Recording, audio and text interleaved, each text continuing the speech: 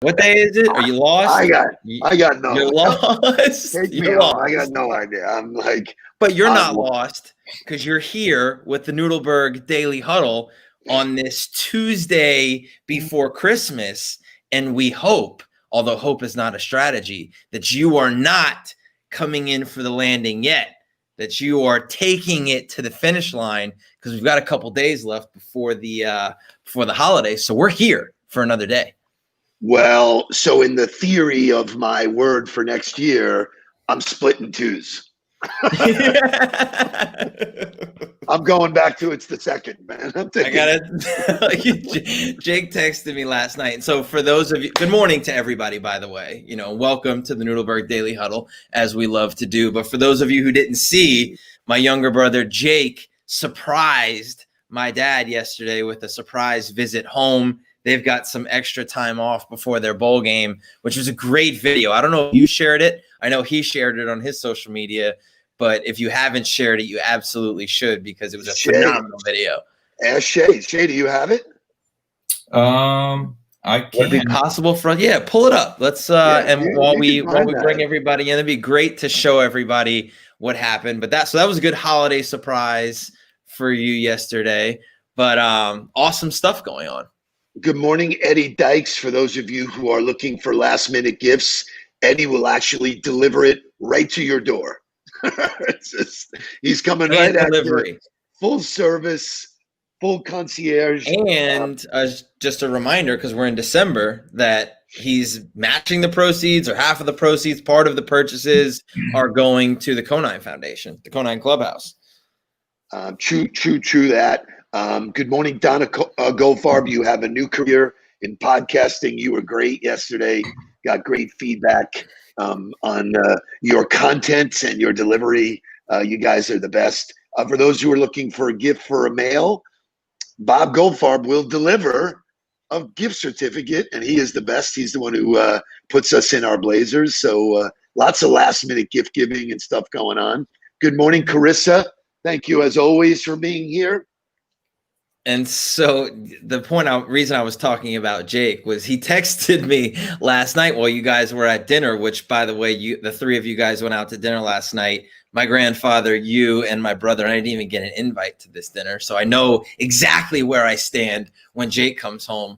But he texted me, he says, if dad shows me an ace and a jack one more time, I'm going to lose my mind. So for those of you who are in the huddle that are not tired of hearing about blackjack yet, the rest of us who live in the Nudelberg world have been getting a full dose of it constantly. So wait a minute. Live it, learn it. There's no doubt. There's no doubt. Eat, sleep, breathe, blackjack, baby. Let's go. I'm living it, man. So listen. So Ben Sterner, I have my coaching call with him every Monday right after the huddle, which is great. He says to me, I'm listening to the huddle and I'm driving my kid to school. And he goes, wouldn't you know? He goes, I pull up and the first person I see is wearing a hat that says 21 on it. Texted me the picture. So listen, dude, this is the kind of shit that shows up everywhere when you focus. So, I mean, it's really amazing. I forget what they call it, but it's sort of the kind of thing that when you start to see a certain car on the road, you've never seen them before, and then all of a sudden they're all over the road. I was just about to say the exact same thing. As soon as you buy a car, you see that car, every other car that, right, on the highway and everywhere that you're going, which is a true testament to you see or you get what you focus on. The things you pay attention to are the things that constantly resonate within your life and the things that show up more often. So when you're focusing on the negative, you get negative. When you're focusing on the positive, you get positive. Shay, you ready? It's downloading, so I'll have it. All right, so let's go to motivational morning music so we can share the song, and then I can share a story about the gym this morning, and we've got a day full of LinkedIn content. But Shay, take us away. I'll have it shortly.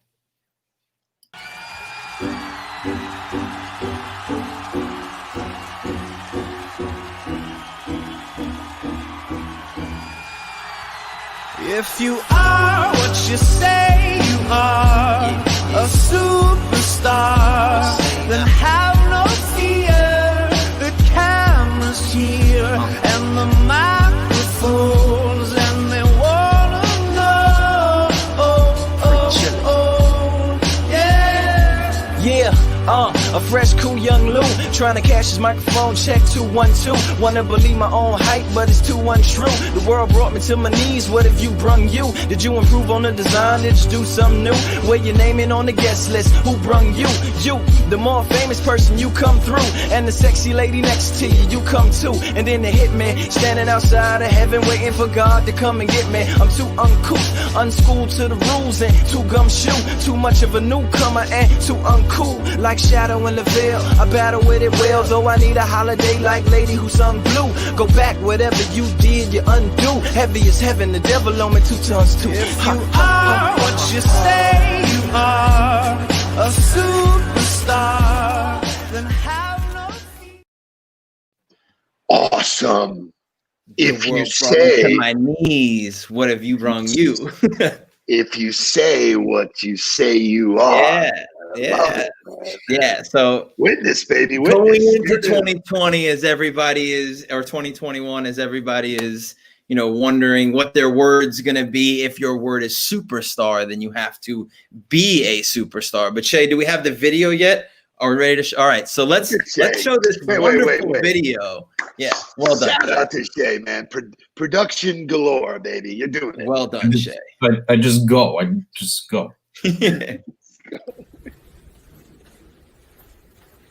Ooh, chili. Chili really bones. Bones good.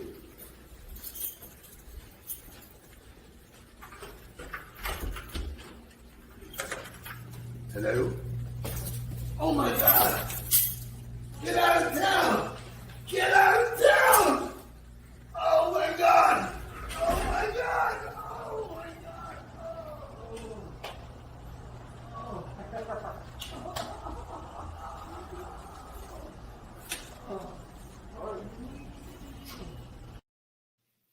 Oh, so sweet.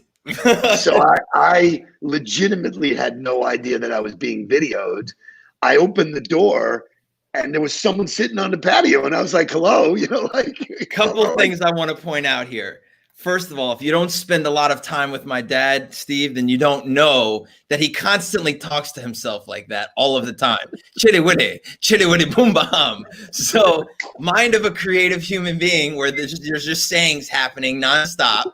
And then an ultimate Steveism is get out of town.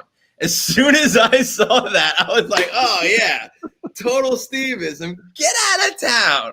Well, so, I mean, a couple hours. It was cool to see. A couple hours before, we're on this huddle, and I'm hearing, he can't come home, and I'm sort of bummed, that he won't be around for Christmas, and so the whole thing freaked me out.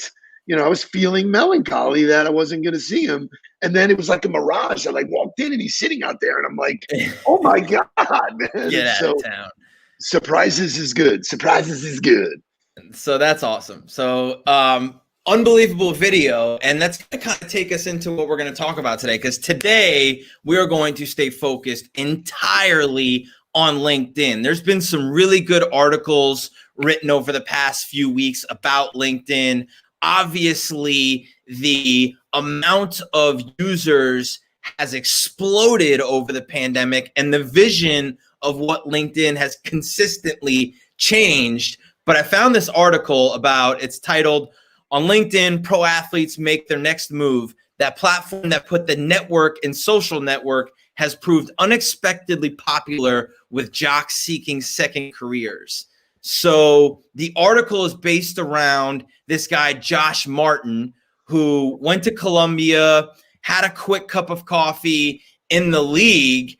And, he's got a quote in here that says, "I wasn't quite sure what I would do after school. I really didn't have any career goals. That was an issue for me in college. I didn't have that sense of purpose." His advisor recommended that Martin and his teammates sign up for LinkedIn to start networking. So he joined. He uses his football headshot as his profile picture. And over the years, he would just kind of pop in and out. He's in the NFL. He's a backup. He's working his way through the league for a few years, and he's using it to just kind of, accept connection requests blindly, update some things that are going on in his life, but not really diving into it.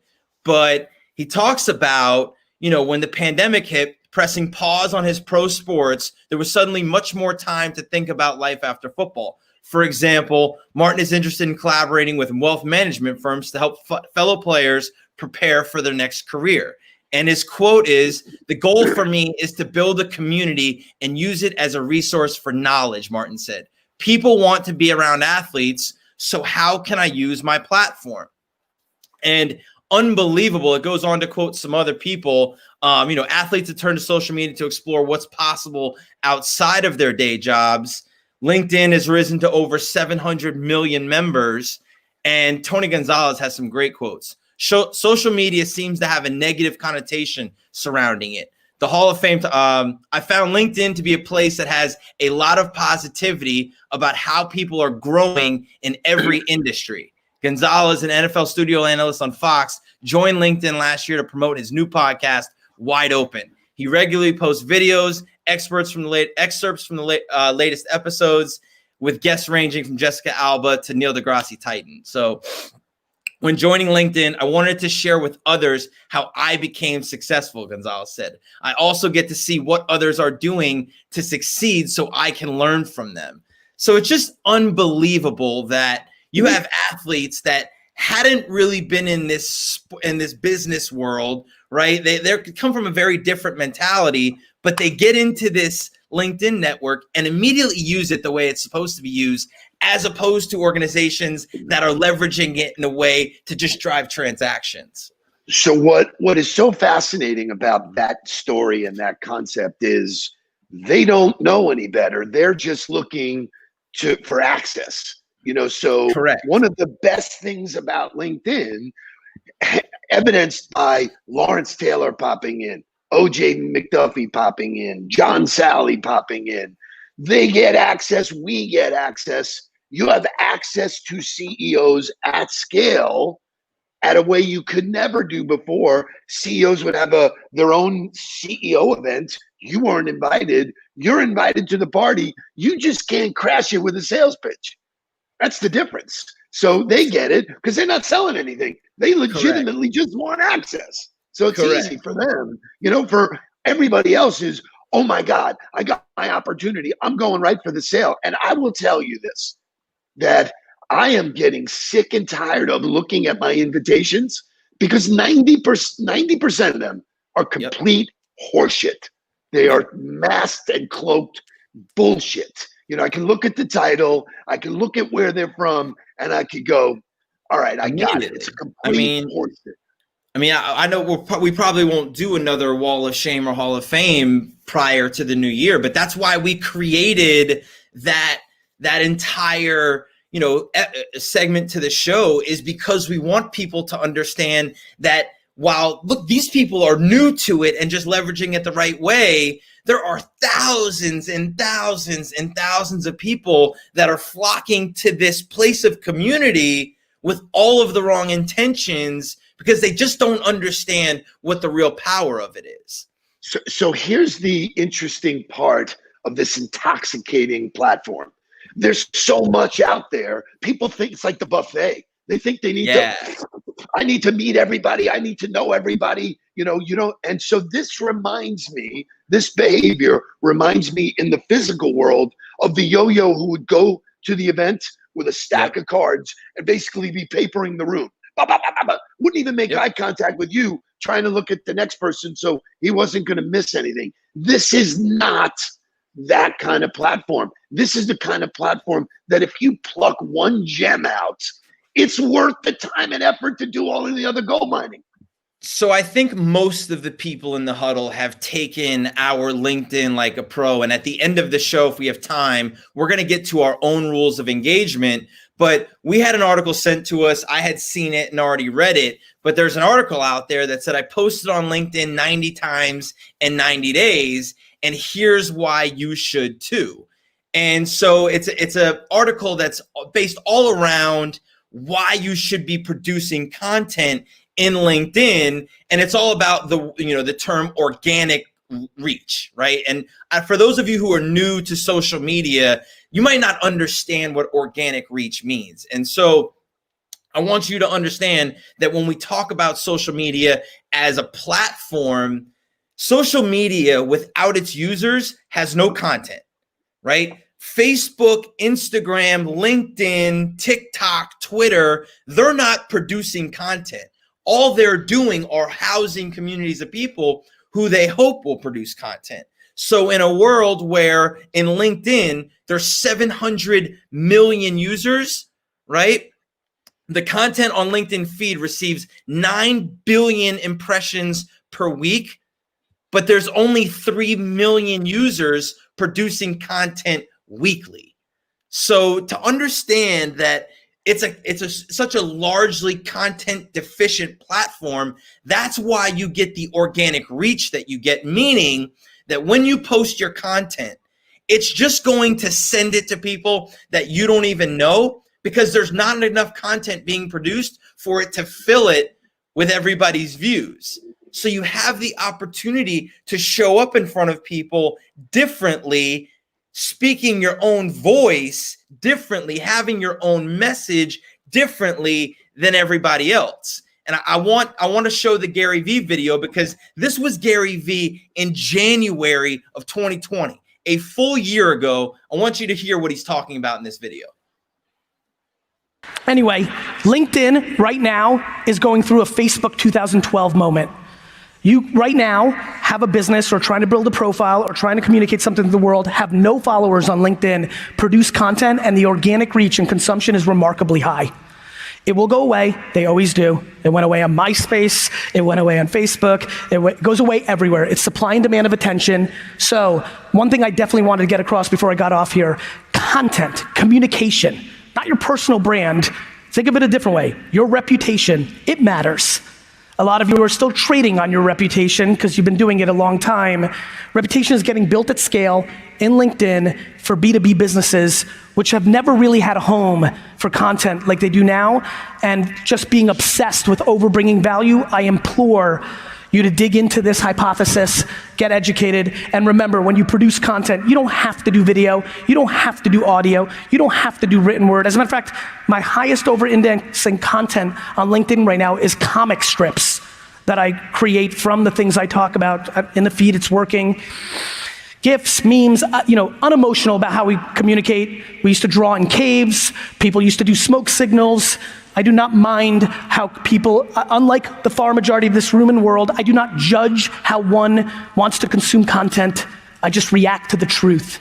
And in that truth at this moment, not next year, not last year, at this exact second, there's a huge arbitrage of organic reach within LinkedIn that I have a funny feeling will help you get something that you want, whatever that may be. And oh, by the way, as humans, where many of you may have your side hustle, if you're selling cupcakes or your fitness program or hair extensions, LinkedIn, which is wild. Watching it become Facebook in there instead of just B2B has been phenomenal.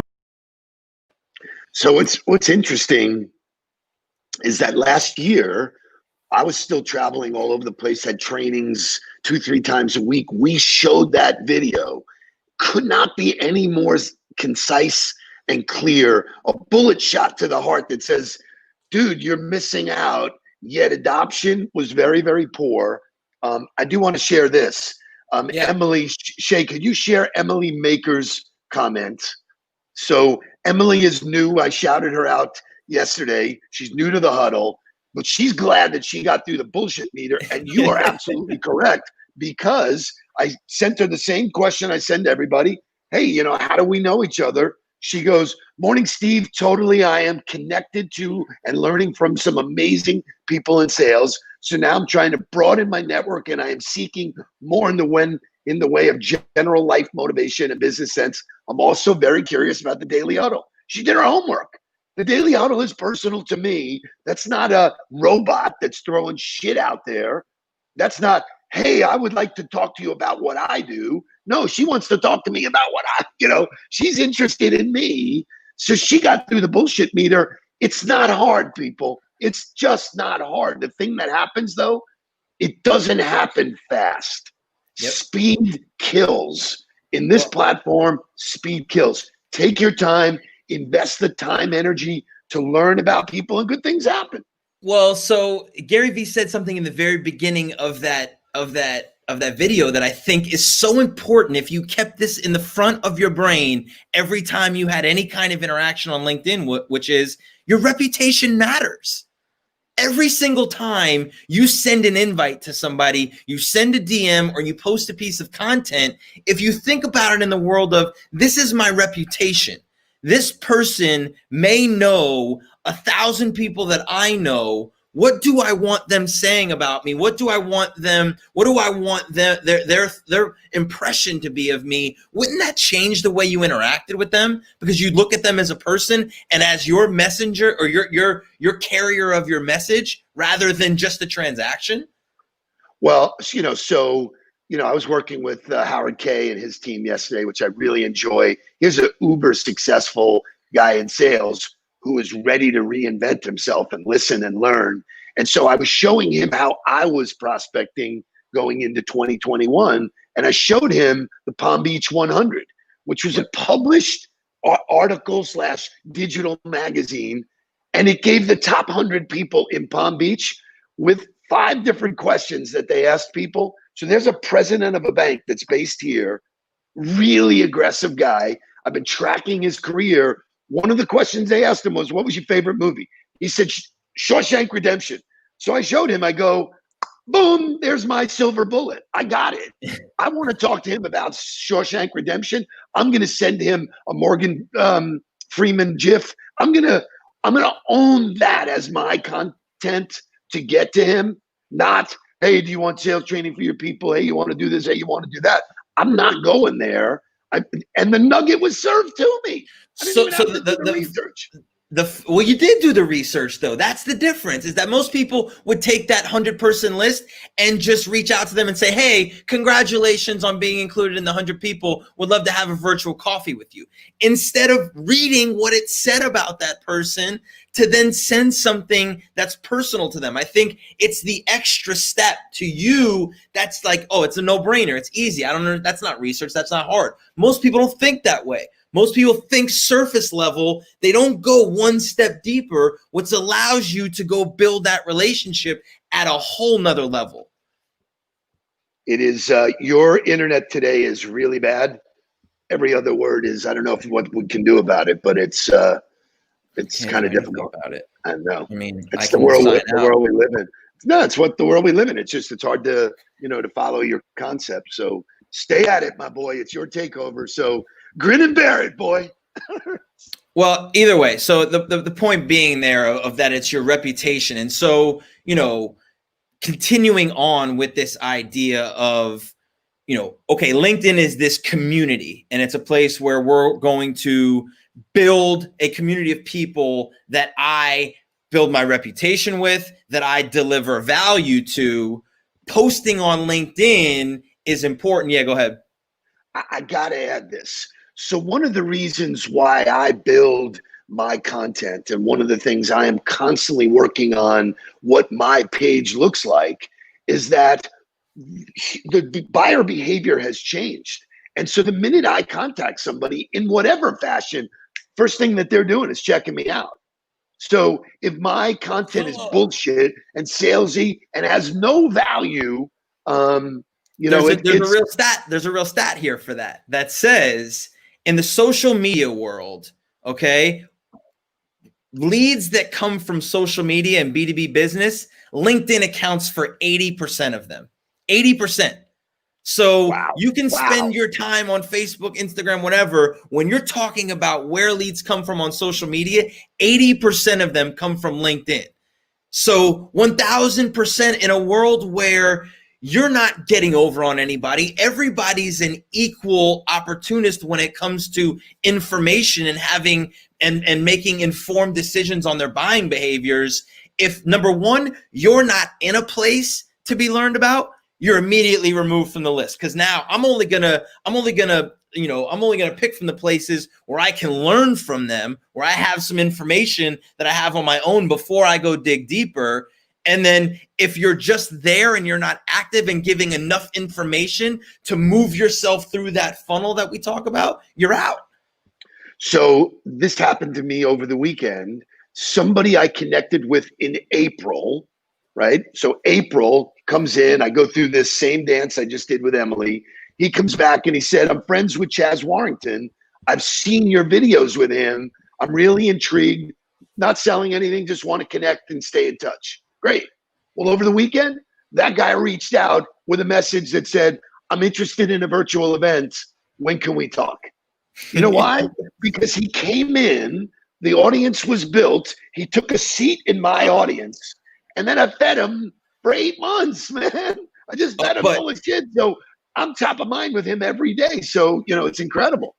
So this is the difference between our strategy and a lot of other people's strategies, including the article that was written about. I posted 90 times to LinkedIn in 90 days or whatever. Like, their strategy was to add as many people as they could without even thinking about it. It was a race to 100,000 connections so that they could get to 1 million views on their shit. We think very, very differently. The first rule of our rules of engagement is to build your audience very strategically, not based on qualified leads, just based on people that are actually willing to interact with you as a human, to build and deliver value to each other somehow, some way. It doesn't have to be a transaction. It shouldn't be the qualifier is that they're able to do a transaction. What it should be is that they're actively using the platform and they're open to a conversation. If that's the reason they're coming into your world, more than willing to accept you into my network, bring you in, and feed you daily with my content. But if you're not willing to do that, or you're immediately just going for a sales pitch, I know that I've got no value for you and you've got no value for me, so there's no entry.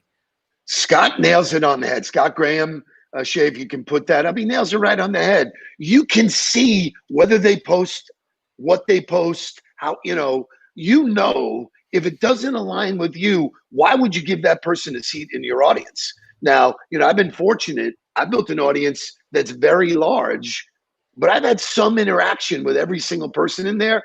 That didn't happen in a day, in a week, in a month.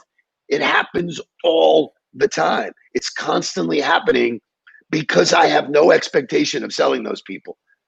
I do my prospecting outside of LinkedIn.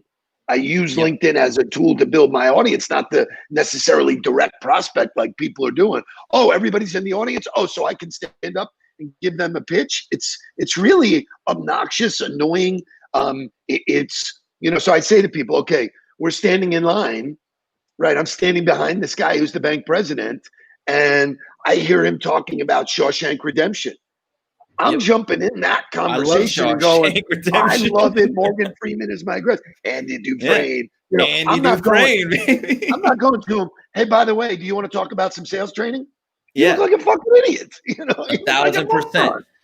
So when you break it down simply, is you're using this tool as a marketing tool and a sales tool, right? The content production is a marketing tool where you're able to build, and I hate using the word personal brand, and I love the fact that Gary Vee said your reputation. You're just building and solidifying your reputation daily with content creation, sharing about your family, sharing about the things you care about, and sharing about what your expertise is in your line of work, whatever that is. The other side of that is using it as a sales tool is to prospect. But if your goal in business is to do anything other than have a conversation, you're immediately going to get removed from the platform or from the conversation because nobody wants to do business that way. Everybody's looking to connect on a human level first in order to get there. So if your sales tool is let me prospect through this to find people that I want to have a conversation with to see if we can help each other, that's how you create a successful strategy within LinkedIn with both marketing and sales. So here's a metric that'll blow everybody's mind. You can post all day long. There's no control. There's no filter that says you can do 1, 2, 20, whatever. But if you gauge your success on what other people are saying about you, so on a given day, there's lots of people on LinkedIn talking about the Nudelberg Huddle, talking about things that we've done. Joseph Mulry, I had no idea who that person was. I saw something posted that said, here's a dad that's out of a job because of COVID. I knew people that needed talent. I made a connection, didn't ask them for a thing at all. He got that job, and yesterday posted and said, there are people on this platform doing incredible shit, and Steve Nudelberg is one of them. Yep. I got bombarded with invites from his audience saying, hey, if Joseph said you're incredible, I want to be next to you. Now I'm filtering those people, but I'm just saying it's not all about what you say. It's what other people are saying about you, and that only comes from great actions. That does not come from yapping your mouth and posting pictures and doing all that kind of shit. You got to do it. You got to do that. Yeah. You got to do that. You have to build the connections daily. And that to me is the difference in rushing to 30,000 followers to get some kind of credibility from the LinkedIn platform that just says you're connected to a lot of people. I don't understand that. To me, this is a lifelong tool. This isn't just Facebook. This isn't just Instagram. This is a tool that I'm going to be able to curate my network of people that I'm connected to for forever. When you have it that way, when you have that vision, it's not a race to 30,000 people. It's constant and continual addition and subtraction to have the right crop of people that you're working with. Take us home. I love it. So that's the theme of this morning. That's the name of the song, Be a Superstar, right? So if you're going to go and look, the opportunity to get organic reach and to grow rapidly throughout the platform is going to go away. At some point, the content creators and the giants are going to come in and start paying to play to take away that level of organic reach. You could have gotten a year ago. You didn't. You can still have that opportunity. Go do it and get to it this year. I have to share this. Apologies, but it just stacks on everything that we're talking about. So Chet Tart, show Chet's comment. So Chet, is very, very, very grateful for the content that we put out there. Chet and I met 4 or 5 years ago, and we didn't really connect at that point. For whatever reason, we didn't really know each other. I might have been busy. He might have been in a different mood, whatever. But he's watched. And then he reached out and he said, I really want to grab a cup of coffee with you. We had a physical cup of coffee. And let me tell you something. He's got an amazing story that shame on me. That just was one of those things that passed me by. Kudos to him, because the real power of LinkedIn is the people you pull out and become friends with and listen to their story. That guy's had an amazing life. Something I can learn from. Those are the jewels, not the deals, not the money. It's nothing to do with that. You do the right thing all the time, the deals come. Do what you love and the money will follow. I love it. I love it. So be a superstar, be smart on LinkedIn, understand how to build your reputation and deliver value to people. Be a superstar. Shay, take us away with the music.